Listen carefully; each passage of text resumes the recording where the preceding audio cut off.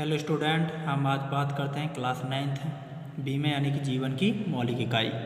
आपका चैप्टर चल रहा है इसमें हम बात कर चुके हैं कोशिकाओं के बारे में।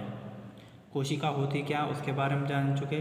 कोशिकाओं को जो संरचनात्मक और क्रियात्मक इकाई क्यों कहा जाता है उसके बारे में हमने जाना। ठीक, अब बात करते हैं कोशिका। कोशिका कितनी प्रकार की होती हैं? हमारे दो प्रकार के जो जीव होते हैं। कोशिका जीवों में पाई जाती है, जितनी भी लिविंग थिंग्स हैं उसमें मैंने बताई थी कोशिकाएँ हैं। जितनी भी हमारी लिविंग थिंग्स हैं वे सभी जो कोशिकाओं से मिलकर ही बने होते हैं। कोशिका उसके आधार पर एक कोशीय कोशिका यानी कि एक कोशिकीय जीव, एक कोशिकीय जीव और बहुकोशिकीय जीव, इन दो में बांटा गया है। एक कोशिकीय जीव में आपका आता है अमीबा और पैरामीशियम। अमीबा और पैरामीशियम, ठीक, इनमें क्या होती है, एक ही कोशिका कितनी होती है? एक होती है, जो ही पूरा कार्य क्या करती है इनके अंदर एक ही कोशिका पूरा कार्य करती है। ठीक, बहुकोशिकीय जीवों में क्या होती है? इनमें बहुत सारी कोशिकाएं पाई जाती हैं। कितनी पाई जाती हैं? इनमें बहुत सारी कोशिकाएं इनके अंदर होती हैं। इसमें एग्जाम्पल ले सकते हैं मनुष्य, गाय, कुत्ता, कीट आदि। ठीक, अब मनुष्य की बात करें तो मनुष्य के अंदर बहुत सारी कोशिकाएं पाई जाती हैं। मनुष्य के अंदर क्या पाई जाती हैं? बहुत सारी कोशिकाएं पाई जाती हैं और उनका जो कार्य होता है वे भी क्या होता है? अलग अलग होता है। ठीक, जैसे हमारे हार्ट है। हार्ट क्या है? कोशिकाओं से मिलकर ही बना हुआ। उसमें जो उसका हार्ट का कार्य क्या है? पंपिंग करना है, ब्लड को क्या करना? पंप करना। क्लियर? कोशिकाएं को कितने प्रकार में दो प्रकार बांटा गया है, यानी कि एक कोशिकीय जीव और बहुकोशिकीय जीव। एक कोशिकीय जीव में आप एग्जाम्पल में ले सकते हो अमीबा और पैरामीशियम, और बहुकोशिकीय जीव में ले सकते हो मनुष्य है आपका, मैन, गाय है, कुत्ता है, कीट है आदि। ये सब किस में आ जाएंगे? बहुकोशिकीय जीव के अंदर, क्योंकि इनमें बहुत सारी कोशिकाएँ पाई जाती हैं। मैं बात करूँ इस उंगली में, इस उंगली के अंदर भी बहुत सारी कोशिकाएँ हैं। हमारी इस उंगली के अंदर ही बहुत सारी कोशिकाएं हैं जो जिनका अलग अलग कार्य है इसके अंदर। ठीक, क्लियर? अब बात करते हैं लक्षण की। कोशिकाओं के अंदर क्या क्या लक्षण है, क्या क्या उनका कार्य है। कोशिकीय जीव के बारे में, एक कोशिकीय जीव के बारे में और बहुकोशिकीय जीव के बारे में। क्लियर?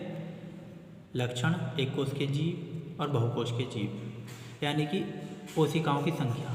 कोशिकाओं की संख्या यानी कि एक कोशिकीय जीव में कितनी कोशिका पाई जाती है? एक कोशिका है। केवल कितनी? एक कोशिकीय। इनमें केवल एक ही कोशिका पाई जाती है, यानी कि एक ही सेल होता है जो कि पूरा कार्य इनके अंदर। एक कोशिकीय जितनी जीव है उनके अंदर एक ही सेल पाई यानी कोशिका पाई जाती है जो कि उसका पूरा कार्य करती है। ठीक, बहुकोशिकीय जो जीव होते हैं, जो हमारे बहुकोशिकीय जीव होते हैं, इनमें अधिक मात्रा में कोशिकाएँ पाई जाती हैं। अभी हमने पढ़े एग्जाम्पल आप मनुष्य ले लो, मनुष्य के अंदर बहुत सारी कोशिकाएँ आपको मिलेंगी। ठीक, और उनका अलग अलग कार्य भी है। उंगली का हमारे अंदर बहुत अलग कार्य है, हमारे हार्ट का अलग कार्य है। मनुष्य में ही देखें तो इसमें हमारे पैरों का अलग, तो हमारे अंदर इतनी कोशिकाएं उनका हमारा अलग अलग कार्य है, देख सकते हैं। ठीक, और आप जब बात करोगे अमीबा की, अमीबा की बात करोगे तो अमीबा में क्या पाई जाएगी? एक कोशिका पाई जाएगी। ठीक, एक कोशिका पाई जाएगी और वही उसका खाने का, चलने का, सब चीज़ का वह कार्य अमीबा का जो कार्य करेगा वह क्या करेगा? एक कोश, वही एक इकली कोशिका ही पूरा कार्य करेगी। क्लियर? अब बात करते हैं हम कार्य की। हमने जैसे कार्य को डिफाइन, इनमें इनका कार्य क्या है एक कोशिका में, यानी कि कोशिका के सभी कार्य एक कोश के द्वारा किए जाते हैं। मैंने बताया इनमें एक ही कोशिका, तो जो कोशिका वही कार्य करेगी, यानी कि एक कोशिका तो इसमें एक ही कोशिका कार्य करेगी। ठीक, अब हम बात करते हैं बहुकोशिकीय में। बहुकोशिकीय में क्या होते हैं? विभिन्न कोशिकाएं क्या पाई जाती हैं? विभिन्न कोशिकाएं, और इनके क्या होंगे? विभिन्न कार्य के कार्य करती हैं, यानी कि हमारे विभिन्न कोशिकाएं के जो विभिन्न कोशिकाएं उनका विभिन्न विभिन्न कार्य होगा। ठीक, ये हमने पढ़ चुके हैं, बताया मैंने इसके बारे में। मनुष्य का एग्जाम्पल आप देख सकते हैं। अब बात करते हैं कार्य विभाजन की। किसकी? कार्य का विभाजन जो है उसके बारे में बात करते हैं। इनमें कार्य का विभाजन नहीं होता, यानी कि एक कोशिका है, एक कोशिका ही उसमें सब कार्य कर रही है, तो उसका विभाजन क्या होगा? कुछ नहीं। और जो हम देखें बहुकोशिकीय में बहुकोश कोशिकीय यानी बहुकोश यानी कि जो विशेष कोशिकाएं विभिन्न प्रकार के कार्य करती हैं। जो विशेष कोशिकाएं होती हैं वे विभिन्न प्रकार के कार्य करती हैं। क्लियर।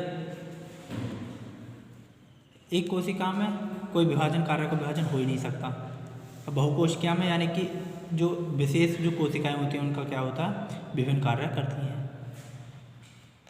मैंने एग्जाम्पल में आपको मनुष्य के जो उंगली है ये इसका अलग कार्य करेगी, इसमें कोशिका पैर में अलग करेगी। जो हमारा हार्ट होता है उसमें जो कोशिकाएं होती हैं एक पंप हार्ट ब्लड को प्योरीफाई करने में और उसको ले जाने में जो कोशिकाएं हमारे काम करती हैं वे अलग करती हैं। ठीक, तो अलग अलग कार्य होते हैं। अब बात करते हैं जनन की। इनका जनन यानी कि उत्पन्न कैसे होती हैं। ये जनन एकल कोशिका द्वारा ही होती हैं। इनका जन्म किसके द्वारा होता है, एकल कोशिका द्वारा। इसमें एग्जाम्पल ले सकते हैं, आपने देखा होगा बारिश के समय में आपके घर में केंचुआ आ जाते हैं, देखें उन्हें आप तोड़ भी दो तो वे ये केंचुआ है ये इसे यदि तोड़ भी दो तो वे फिर दो टूक हो जाएगा, एक इधर चलेगा और एक इधर चलेगा। तो उसमें क्या होती है, एक ही कोशिका होती है उसके अंदर। ठीक, क्या होती है, एक कोशिका। और विशेष बहुकोशीय में देखेंगे, बहुकोशीय जीव में तो यानी कि विशेष कोशिकाएं जनन कोशिकाएं जनन में भाग लेती हैं। ठीक, यानी कि ये जनन में जो भाग लेकर ये अपना अलग इनका जनन होता है। ठीक, इसमें विशेष कोशिकाओं के द्वारा इनका क्या होगा, जनन होता है। इसमें क्या है, एक टूटेगी, एक टूटने के बाद दूसरे में विभाजित होगी, वह भी टूटकर नई कोशिका बना देगी।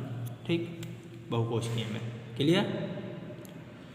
एक कोशिकीय में क्या है, ये एक कोशिकीय है, यह टूटा, इसने ये दो भागों में टूट गया तो इसने दो कोशिकाएं बना दी। फिर यह टूटा तो इसने भी अपनी अलग कोशिका बना दी। एक कोशिका में यह होगा। पर जो विशेष यानी कि जो बहुकोशिकीय में इसमें क्या लेंगी, विशेष कोशिकाओं जनन कोशिकाओं में जनन में भाग लेती हैं, उसके द्वारा इनका उत्पन्न होती हैं। ये किस में भाग, ये जनन कोशिकाओं में जो जनन प्रक्रिया उसमें ये भाग लेकर ही इनका क्या होता है, जनन होता है बहुकोशियों का। ठीक, इसमें आप एग्जाम्पल में देख सकते हो जनन कोशिका कैसे, जैसे आपने देखा जैसे कोई बेबी यानी बालक पैदा होता है उस समय, तो उसके जब जनन प्रक्रिया में भाग लेने के बाद ही उसके पैर बनते हैं, हार्ट बनता है। ठीक, वे क्या लेता है, जनन प्रक्रिया में भाग लेता है, उसमें भी वही कोशिका आ जाती हैं। क्लियर।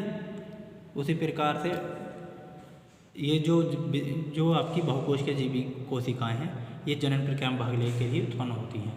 इसमें आप एग्जाम्पल ले सकते हैं न्यूली बेबी का, यानी कि जो आपका जो न्यूली बेबी का मतलब है जो अभी बच्चे जब पैदा होता है उसके बारे में, तो उसे बोलते हैं न्यूली बेबी। ठीक, अब हम बात करते हैं कोशिकाओं के आधार पर अंतर की। कोशिकाओं के आधार पर अंतर की, प्रोकैरियोटिक कोशिकाएं, यूकैरियोटिक कोशिकाएं। प्रोकैरियोटिक कोशिकाएं और यूकैरियोटिक कोशिकाओं के बारे में जानते हैं। जो प्रोकैरियोटिक होते हैं इनका आकार बहुत ही छोटा होता है। क्या होता है, इनका आकार बहुत ही छोटा होता है। यूकैरियोटिक कोशिकाओं का आकार क्या होता है, बड़ा होता है। इनका आकार क्या होता है, बड़ा होता है। ठीक, और जो आपकी प्रोकैरियोटिक्स हैं ये कोशिका का केंद्रीय जो भाग होता है, इनका केंद्रीय भाग न्यूक्लियर झिल्ली, कैसी, न्यूक्लियर झिल्ली से नहीं ढका होता। ठीक, ढका दो। प्रोकैरियोटिक्स है, इनका जो आकार है बहुत छोटा होगा इन कोशिकाओं का। इनके जो केंद्रीय भाग है वह क्या किससे, न्यूक्लियर झिल्ली से ढका नहीं होता है। ठीक, जो आपका जो यूकैरियोटिक्स है इनका जो केंद्रीय जो भाग है ये न्यूक्लियर झिल्ली से ढका हुआ होता है, यानी घिरा हुआ होता है, ढका हुआ होता है। क्लियर। इनका आकार छोटा होता है और इनका आकार यूकैरियोटिक्स का बड़ा होता है। और जो इनका जो कोशिकाएं हैं इनके ऊपर क्या केंद्रीय जो भाग होता है न्यूक्लियर झिल्ली से ढका नहीं होता, पर इनका जो यूकैरियोटिक्स है इनका केंद्रीय भाग न्यूक्लियर झिल्ली से ढका हुआ होता है।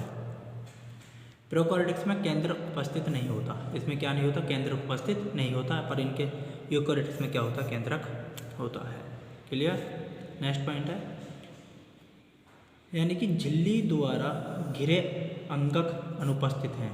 इसमें जो अंगक हैं वे उपस्थित नहीं होते हैं, पर इसके अंदर जो अंगक हैं वे झिल्ली द्वारा घिरे हुए होते हैं। ठीक, इसमें झिल्ली द्वारा जो अंग के में घिरे हुए नहीं होते, पर इसके अंदर अंग घिरे हुए होते हैं। कोशिका विभाजन, विखंडन या कोशिकाएं, यानी कि कोशिका का जो विभाजन होता है, कोशिका का विभाजन, विखंडन या कोशिका। ठीक, यहाँ कोशिका का जो विभाजन होगा माइकोटिस या म्योसिस द्वारा होता है। ठीक, यहाँ पर जो आपका यूकैरियोटिक्स में है, जो कोशिका का जो विभाजन होगा माइकोटिस या म्योसिस के द्वारा होगा, पर इसके अंदर जो कोशिका का विभाजन होगा विखंडन यानी कि टूटकर ही अपना या कोशिका के द्वारा। ठीक, क्लियर। हमने आज बात करी कोशिका की, कोशिका के प्रकार यानी कि एक कोशिकीय और बहुकोशियों के बारे में जाना, उनके कार्य के बारे में जाना, और हमने प्रोकैरियोटिक्स और यूकैरियोटिक्स कोशिकाओं के बारे में भी जाना। कल हम बात करेंगे इससे नेक्स्ट पॉइंट पर। ठीक है, यहाँ तक आपको ये सब चीज़ समझ में आई होगी, और जो भी डाउट हो उसे आप मुझसे पूछ सकते हैं। कल हम कोशिका के आकार के बारे में बात करेंगे। ठीक, कोशिका कैसा आकार होता है उसके बारे में बात करेंगे, कोशिका के भाग के बारे में बात करेंगे, और कोशिकीय झिल्ली के बारे में हम इसके अंदर अब बात करेंगे अगली वीडियो में। तो और मैंने आपको PDF भेजी है, उसमें भी इन पॉइंटों को एक बार ज़रूर पढ़ लें, जिससे कि जब मैं कल पढ़ाऊँ और जब वीडियो देखें तो ये आपके कतई क्लियर हो जाएं। ठीक, ओके।